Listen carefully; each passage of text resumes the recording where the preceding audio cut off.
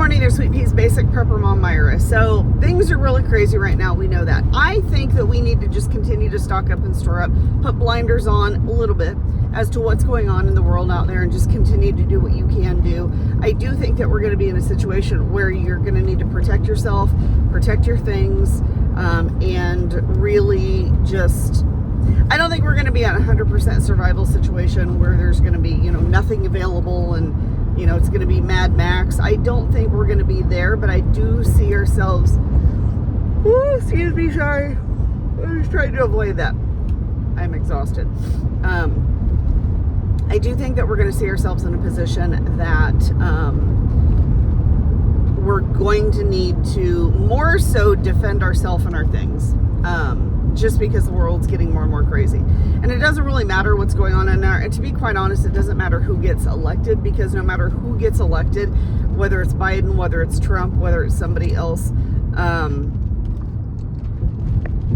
whoever gets elected, there is going to be some backlash. I do believe that there is going to be some pushback, backlash, protest, whatever the situation. I think that it is going to cause some issues, and we need to be prepared for that. Doesn't mean that we need to be involved in it. Doesn't need to be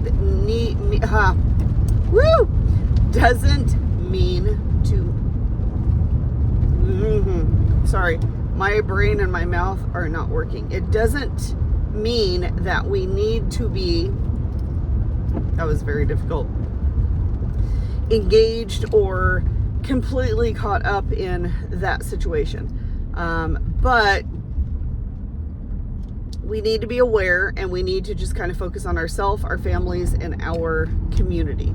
I was running a monthly kind of community preparedness type person, meetings every month, and I had to step back just because I have a lot on my plate. And of course now it's tax season. I work for a CPA, so hours are getting long and crazy. So I've had to step back a little bit and take a break and focus on work a lot more, and of course my own family. We are really, so where we live right now, where we currently live, or the house that we bought, we kind of live in a fishbowl.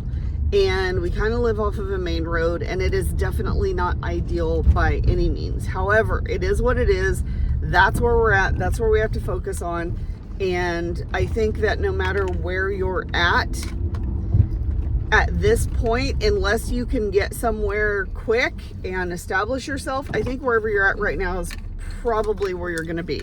And that's fine. If you decide that you need to just, hey, we're just going to hunker down.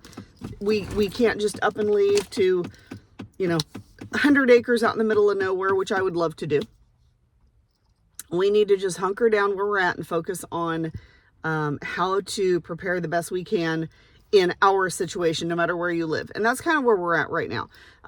We live in a very small house that we're getting ready to remodel, but we are also getting ready to put solar on. Now, even though solar is, for us, it works, especially in California, where our power prices are going absolutely through the roof. Our power bill had gone up to almost $800 a month, and we live in a little tiny 840 square foot 2-bedroom 1-bath house. No central heat, no central air, no bells and whistles. That's ridiculous. So we are going with solar, which I'm very excited about, but I also understand that it makes us a target, because if there were to be a crap at the fan scenario, right? We have huge solar panels on our house that basically say, hi, look at us, we're here. So kind of hard to be incognito. So now we have to look at, sorry, I tried to figure out what somebody's doing back there. Now we have to look at the situation of security in our house. Now, we do plan to put up a very, as tall as we can get away with, privacy fence around the perimeter of the property. But currently we've got cameras, we've got solar lights that are kind of stationed, but we also ended up getting these driveway alarms, and they're just these little sensors. Sorry, I have a sticker in my coat and it is really bothering me. They are driveway alarms that came with 2 sensors and then the base station. Oh, I got it. Anyway, so the sensors basically sit outside. They're all weather. They're solar charged, so I don't have to worry about it. They're just these little, like, they look like little houses, little houses. So we put one by the driveway, and then we also put one in another location as well. So when something passes by it, and I think it goes up to 70 feet, it senses 70 feet from the sensor.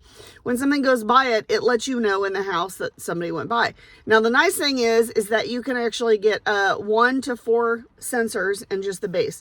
There are multiple ringtones on there, or alarms. So you can actually set each location with a different alarm. So we have one in the driveway, and when that goes off, it goes ding, driveway. That's what it says.